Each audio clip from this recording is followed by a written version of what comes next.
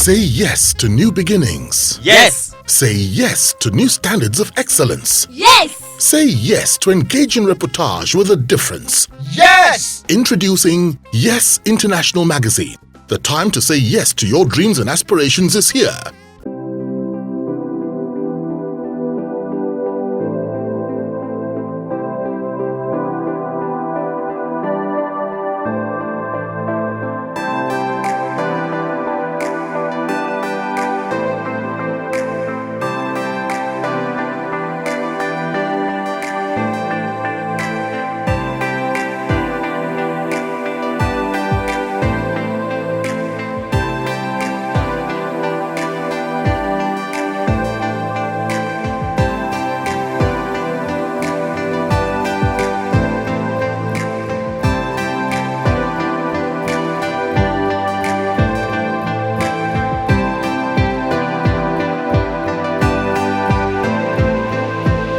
I'd like to find out from you. So, people like Kenneth Okonkwo, Kanai, or Nena Wabweze, Sidney Diala, Bob Manuel Udoku, and others who acted in the film. How were you able to gather them?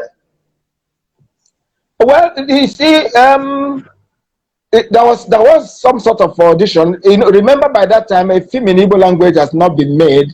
There was also a little film, some group in East called Mike Orihedima, who tried to produce some Igbo film. So, but in Lagos here, and there was nothing like that, and it wasn't an industry per se. So, what we did was to begin to place auditions. Of course, remember, I was at the National Theatre. So, what I did first was to go back to National Theatre, and then there was Sidney Diala, there was everybody who could speak Igbo, who was at the theatre. I told them that this was a breakthrough. Nana Root was one of us. We took him, and one of my colleagues couldn't join us because he couldn't speak Igbo. And Abalu and a lot of other people who were on the stage couldn't. So the ones who could speak Igbo, we went. And message began to travel.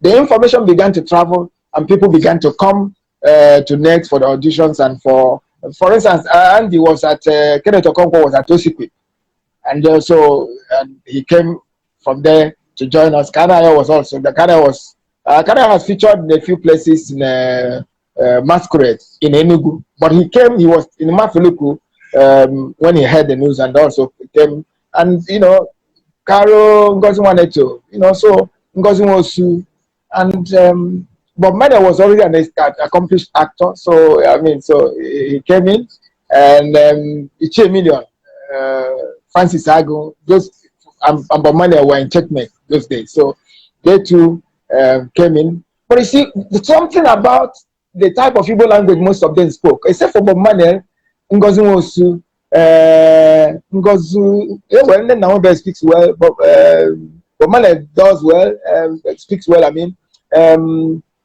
Chizoba Bosa.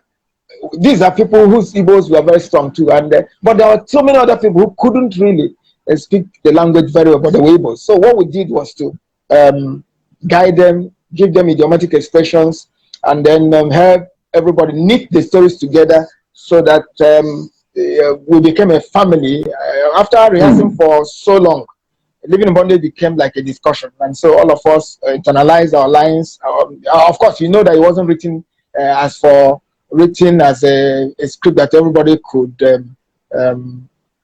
check in and pour out. We wrote it like a sequence outlines, and the stories were not, the dialogues were not heavy, were just suggestions, and then you now acted it out yourself, putting in because the way it was all in English, it wasn't written in Igbo. So you now read that English and internalize it, and then find the message. So he gave it some sort of ownership. Now, in that same film, you will find out that the film ended up becoming almost like a pan-Nigerian thing. You mentioned some people from Calabar here now, like Sam Ekande is from Calabar, Victor Nemos is from the Kaibo, Obirapo, who directed, is from Kaibo. You see Niu Uraola is from the Lagos here.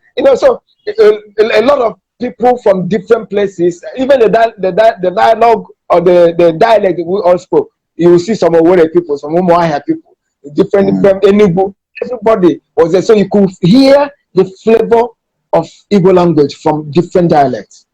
So, and the story was a simple story of about a young man who was on the streets trying to eke out a living, and here he was being wooed by evil all around him to join this and join that to make it happen for himself, and then which is the common story of every young man.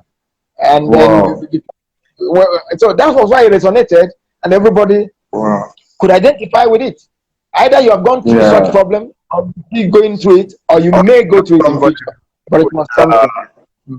Yes. Now, the huge success that came with the movie, no doubt, was unexpected or was not totally expected. How did you cope with the aftermath? How did you cope with that success that came with it? I mean, one of the most popular lines there says, it was in the course of your discussion with Andy, when he was saying, after he had gotten himself entangled with the ritual mess, he was now saying, so how did you cope with with the huge success that came with the movie?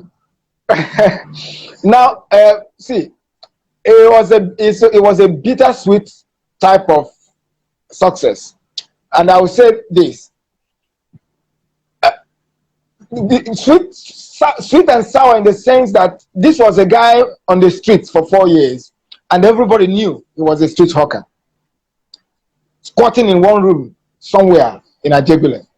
Then suddenly, within 3-4 months down the line, his name was everywhere, and then people, and his name wasn't everywhere for ordinary reason. It was because there was a film about the occult that he featured in prominently, and so the transformation I was going through physically was that a lot of people attributed it to something diabolical.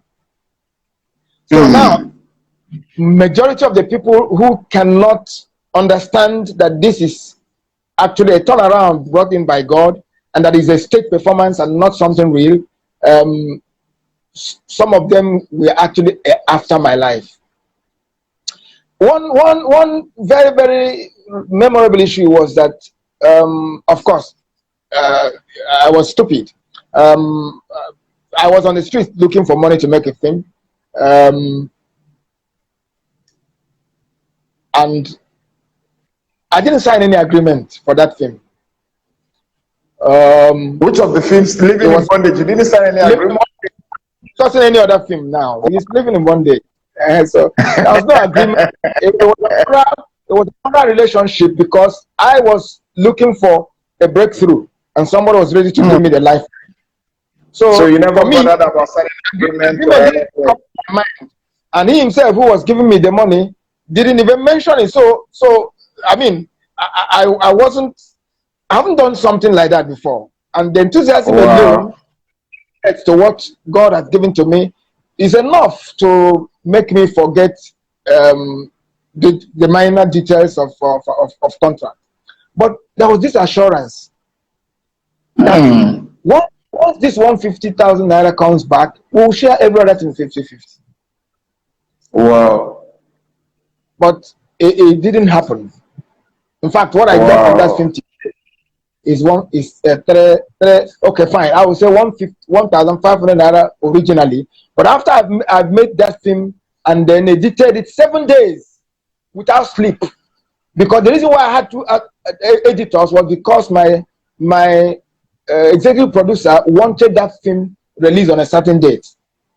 And you needed to meet up with the deadline. So to meet up with the deadline, I was awake day and night. One editor worked with me in the daytime, one worked with me in the night. I was being driven like somebody on drugs. But you see, it was a pregnancy I gave birth to. And they can attest everything I'm saying because they're still alive. But you know, when we finished that, it became a hit. Now I broke down. And when I was squatting, my colleagues and my uncles could not now see somebody who has made this success begging for 1.5, because they took me to hospital, and after about some weekend I stayed in the hospital, my bill was 1,500 naira, and I think it's 2,000. 1.5 was my bill for my travel allowance during the time I was producing the job. 2,000 was my hospital bill. So Kenneth sent I sent a message to him for that money to be given to me, at least from what I ought to earn. But you know, he sent me that money as an IOE. Wow. So altogether, it became 3,500 till date. And so, What you earned from iconic movie, 3,500 naira. Till date. So, Wow. so, and then that became a problem for us because he started urging me to start the part 2. It was while I was writing the part 2 with him that Nkemo, I sent for Nkemo. I mean, somebody introduced him. Doesn't want to introduce Nkemo. That Nkemo came to do the subtitle of part 1. So at least, even if you don't know any, you can ask Nkemo. He may not know the detail, but at least that's when he came to Lagos for the subtitle of Living in Bondage. And so, being a very young man who was very impulsive, Kenneth was saying we should wait until we finish the part 2 before he can pay me my entitlements. I almost agreed, but one of his brothers who was handling his accounts told me that if you don't collect some money from this guy, now you may not get it. And as at this moment, I'm no longer able to enter vehicles freely because this is not just a star. I mean, it was a star that was associated with an evil film. So people, those days, morals were still very high. People can stone you because you made you are not you are identified with an occult. Yeah. So it was a problem for me getting transport. So I was begging this guy to give me money, even if I have to do taxi instead of buses. But he didn't understand what I was going through. And then so I did what I locked my office. I put all the script I was writing in his locker and locked the locker in his office and locked it and said to him that you give me money so that we can continue, or at least let me hire a one-room apartment for myself and do transport. I mean, because the guy keep telling me after and the accounts are telling me you guys have made money. Within the first 1 month, we sold a whooping 20 million naira worth of product, and there were standing orders that we were not able to meet. And you're telling me to hold on till the kingdom before you give me money.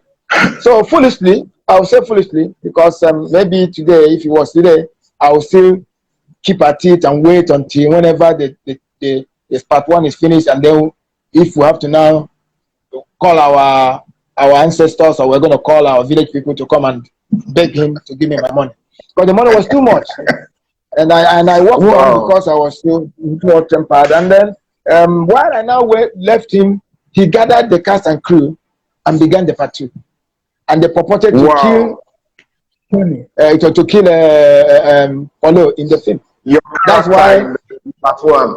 Yes, that's what happened. Now, while that thing happened, one of the marketers in Onitsha who could not get delivery of product he has ordered over the months, walked up to me and said, I can give you money to make another movie. And that person is from your place.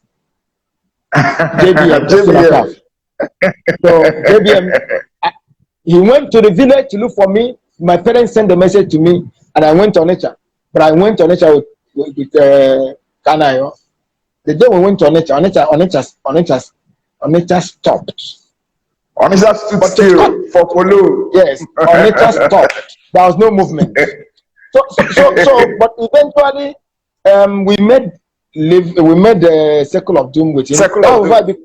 Yes, because he was now making Living in Bondage Part 2 in Lagos, I took Circle of Doom to Aba to go and make with Gringori Yakabogo and with what do you call him, Liz of Verme of Liz Benson and co. Not Liz Benson. Liz of Verme. Okay, yeah, Liz of Verme. Yes. Then a lot of other people that I brought in. Then we went about to make those films, and then he was waiting for me to finish part 1 of Circle of Dooms, and then so that the day I'll release it, based on the success of Living in Bondage 1, he will send me out of market. So he was waiting patiently till I finished Circle of Doom, and then I announced my release date. He announced his release date on the same day. But you see, I am a creative person, and God is on my side. So what I did was to move all my cast and crew, and staged a live show at Bolingo Hotels. So the whole Onitsha, he was releasing the film to came to Bolingo Hotels, and I released my film there. So it became an instant hit. Wow. So, so it became that's how it's been. Like we were fighting, but it wasn't a fight. My father still. What's your relationship with Kenneth Nebwe now? For me, my relationship with him is cordial. In the same, we don't meet often, but a few times we met. I greeted him, and when I published one of those books I showed you, I sent him I think 2 of them, and I gave it to him. But whether he feels guilty or he feels threatened, I don't know. But what I know is that for me, I have nothing against him anymore. He has done what he did. But because you see, for everything that happens to me, I don't see a man, I see God. Obviously, if Kenneth Nebo had given me, even if it was 5 million from what we got from that film, I may not be talking to you today. I may have become too either pompous, arrogant, or I wouldn't have known God. You understand what I'm saying? Because you see, it takes the Son of God in a man to control words. If you have not grown and matured, you can't control words. I was still young. Wow. Because see, I didn't even Circle of Doom. How old were you then? Age is not even what matters, because I was less than 30. I was 28 or 29. Yes, 28. 29. Wow. No, but that's not to say that I'm old. If you are young, if you've not handled money, it doesn't matter how old you are. The time you begin to handle it, it will show you that it's a spirit. So the first thing that came to me from Circle of Doom was what I used to buy a Mercedes Benz instead of using that money to make another film. And that was the Mercedes Benz with which you had an accident along. Yes, that was. Yes. In fact, it didn't end on the Mercedes Benz. 6 months down the line, I bought another Corolla, and yet I was still waiting for sponsors. The red Corolla, I remember. Yes, because I had thought that the monies I made from the part 2, the film I made, Living Circle of Doom, had part 1 and part 2. And if I could get just more money from the part 1, and it's giving me this type of style, then part 2 is coming too, to be released. But you know, God also stopped that one because JBM now stopped giving me my share of that money and held on to the rest till he died. Okay. Yes. So it's a story I don't want to continue telling, because sometimes if you tell it, it may make you look either stupid or weak. Because I didn't take any of them. You know, someone would say, what, because I had agreement with JBM, I could have taken him to court. Yeah. But my father is still alive. My father will not allow you to go to court with anybody. Okay. All right. Now, after living in bondage came Circle of Doom. After Circle of Doom came Nneka the Pretty Serpent. Can you tell us a little about Nneka the Pretty Serpent, and also how you discovered the star actor in the film? That's talking about NDDOB. You know, by the time I've met Circle of Doom, I became quite popular, and so I began to. I wanted to do another movie, and so I met Joe Dudu. I got an office at Eniton Street, and Zebejiro's office used to be at Olufemi Shoko, which is just central from where my own office was. So at that time, Ripple was still about to wind down. So I went to his office one day, and I saw Joe Dudu, and then we got talking about things, and I told him I was looking for a story, a film.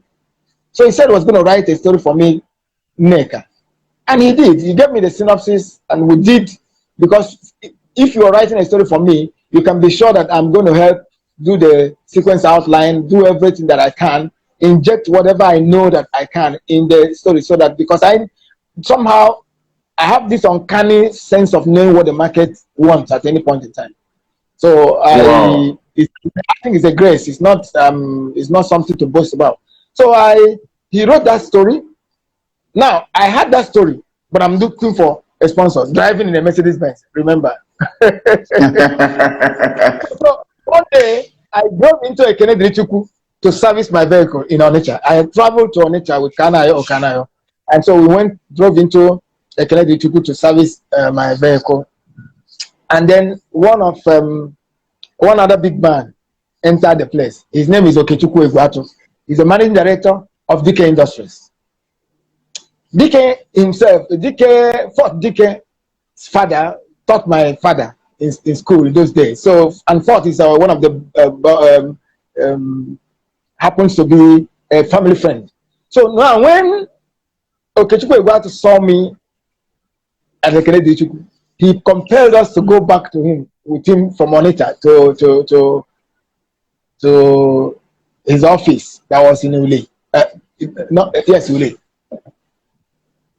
We went, he treated us to sumptuous party and dinner and all that. For family, called our friends and they came. And so we began to talk about making a movie. And so I told him we had this script. There and then he wanted us to, he told me he wanted for us to make 10 films for him in 10 years. And then he was going to put 20 million down. But you know, we didn't make that film for him because after writing an agreement, a few things happened down the line, which I don't want to say on the social media here, so that it doesn't look like one is affecting anybody. But suffice it to say that me and my friend couldn't make that movie because of certain things that didn't go down well, and my friend didn't like it, and so I decided that we should look for another sponsor. And I now got, coming back to Lagos, I now got, okay, yes, that was, this thing I'm telling you happened in the latter end of 93, 98, and early 94 because of Abiola's issue, June 12 issue. So we now got back to Lagos in 1994, and then I now got Gaboski and Chepe, Tony Kiroka, with Colin Sonyenze. So they bankrolled the Pretty Serpent. Now, as at that moment, Ndidiobi and Ngozi Zono and a few of those, there's another lady, I can't remember her name now. Those were the three ladies that played the big girls in the film. Nenole. Now, three of them were always going to Zebo's office to see whether anything can come out. So by the time Nneka was to be made, Nneka, Ndidobi herself became already, three of them took roles, but it fitted Ndidi very, very well. So Ndidi took that lead role, where the other ones also took the role of her friends in the film and who were supporting role. So that's it. It's on that same film also that people like person like Yukari Anganobi came into Nollywood because she played Nneka's mother in the sea. The mermaid. So a lot of you know, that's the way it is, and all the things we went through making the movies. The time is not here for us to talk about some of the things that went behind the scenes. All right. After Nneka the Pretty Serpent, you also shot another controversial movie that's talking about Brotherhood of Darkness. You know, could you just tell us one or two things about Brotherhood of Darkness, especially the rumor that you were attacking some pastors and everything? Did anything like that really happen? Yes. One thing, let me also mention that in Nneka the Pretty Serpent, you wrote also, which was true, that after 4 years when I was not paid by Gaboski and his group, we ended up for the first time at after 4 years of no, not even court. It was a tax lawsuit because God had given me some access to the president that time. That was Abacha's wife, the first lady. So from her office, I got a letter instructing the tax office to investigate this matter. And because that was when I went to do Amina for them. This Amina that I'm doing now. It started with officer of the first lady back. So while those things was happening is when they got to know that I haven't been paid. So in anger, they wrote that letter. But you know, the task force carried my friend, and then the story went out. They claimed that they made the film. They made another film called what's the name of that film now? Battle of Mozanga. Battle of Mozanga with the money. So that's where the money. And that was why they couldn't pay me. And you know, one was thinking that after that they will pay, but they didn't still pay. He said what he gave there was a bounce check that ended up flopping and a lot of things. I'm not. I just have to say this, put it on record, because this one has to be on record. Not that I finished this story, and I'm not going to mention that this one. So after that, I now made Brotherhood of Darkness. And you see, for every film I make, there is an underlying reason why I make them. I don't tell stories just because I want to make money. I tell stories because there is something I either want to predict or something I want to show people. For living in bondage, a lot of people knew that you can actually go to God and be free. And to the glory of God, after that film, a lot of people left the occult. The occult wrote me 13 letters. You know, I told you that if you don't remember those days, they wrote me 13 letters alleging how, you know, how I'll die and all that, but I'm still living. So each of those people who would see me, they know that this guy is still alive by the name of Jesus and nothing else. And so when Merit could not shout Jesus and died in the coven, and then I harlot shouted Jesus and died and lived, then it was a pointer to those who are in that place that you can actually be saved by the name of Jesus. And so I achieved that and then moved on. So for Brotherhood of Darkness, I was in my house one afternoon. It was a Sunday, and I was watching TV broadcasts of televangelists was just coming new, and then it was just new. That was 1995, and then I saw where a man of God was performing miracles, and he just said prophetically, whether it was staged or not, that somebody in this particular audience, you're a woman, you're married, but you're sleeping around, now you're pregnant, and the child you're carrying it doesn't belong to your husband, so if you don't come out now, you will die. And the whole place was gee, nobody was making any sound.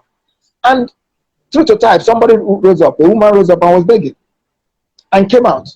He said the person will die. The whole church began to beg the man of God. And so, in an attempt to have mercy on the woman, this man of God brought the woman to the center stage of the podium and then stretched a hand towards her protruding belly, you know, a little protruding belly, and was, you know, doing those sign in the air, doing as if he's squeezing the baby, and did all those and all that. And after some few minutes of incantations and prayer, he just told the usher to take her to the bathroom. You know, it was just a long, it was gory. And by the time they came out, it was jubilation that she has just had miscarriage. I couldn't stand it. Immediately, my spirit said to me that a sacrifice with an unborn child has been performed, because it's a costly. Because which woman will surrender her baby for a sacrifice? It's a very costly one, if you even think about it. So my mind began to fire. As a filmmaker, my spirit was boiling. The scripture took me immediately to the book of 2 Corinthians 11. From 13 to 15, where he said, we should not mind these people, because even Satan himself masqueraded himself as an angel of light. Therefore, it is not going to be, we cannot look at these men of God who are seen today and see that, because they too can also masquerade themselves as apostles of righteousness. You know, I'm paraphrasing it. So that became the theme of what I was going to make as a film. Wow. The next